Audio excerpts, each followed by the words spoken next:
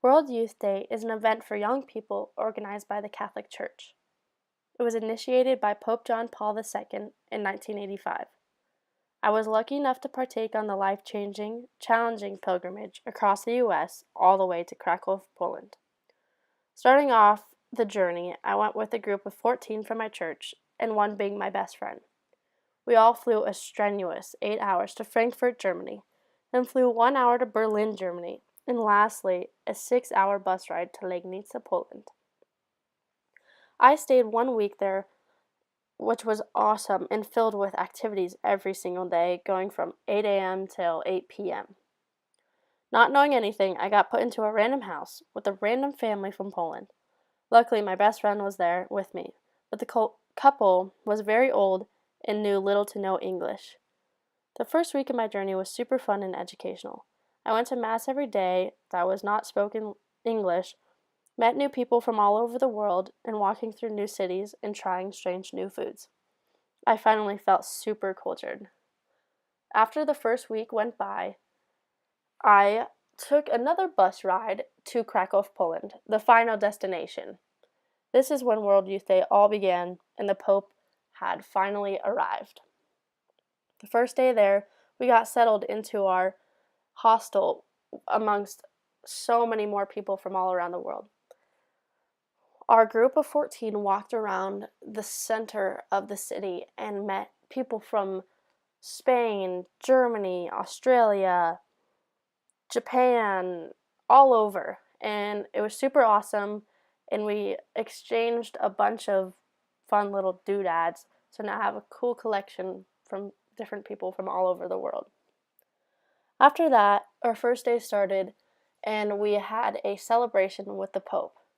He gave us a blessing, talked to us in Italian, but luckily we had our translators on radio on hand 24/7 of the trip. In Poland, it was super, super hot, and there was little to no air conditioning where we slept.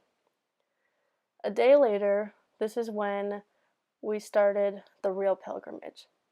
A 12-mile walk to a campground where the Pope was. So we started, was having a great time, a lot of bonding, and while we're there, we were walking with 3 million other people. The water was getting run out super quickly, there was no food, and our legs were on fire. Luckily, we had enough strength to make it.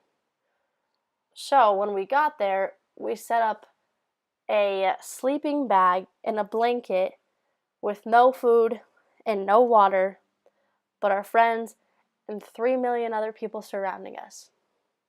This is when the Pope has really touched my heart.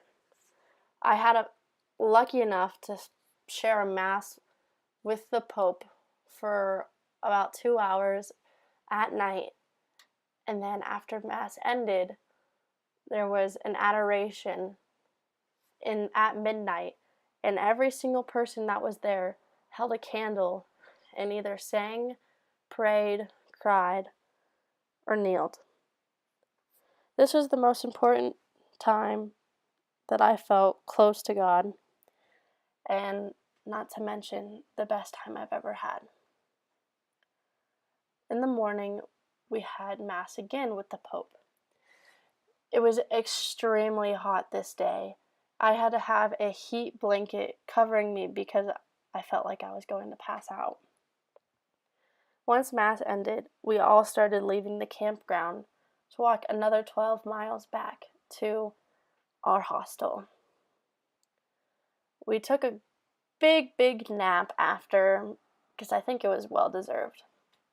That night, we went back into the main square, went to different restaurants, underground bars, and sang chants with people from all around.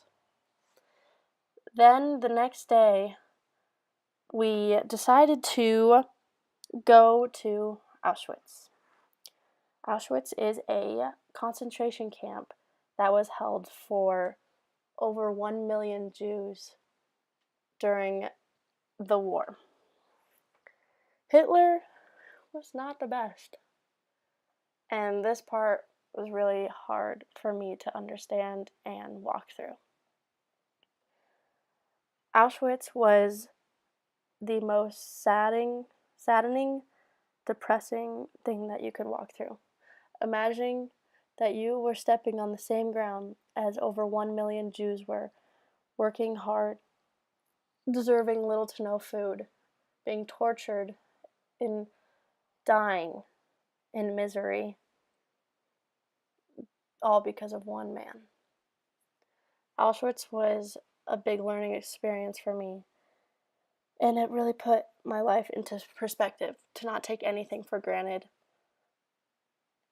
And summarizing up this trip, I think it was very life-changing, and it helped me have a new eye towards the world.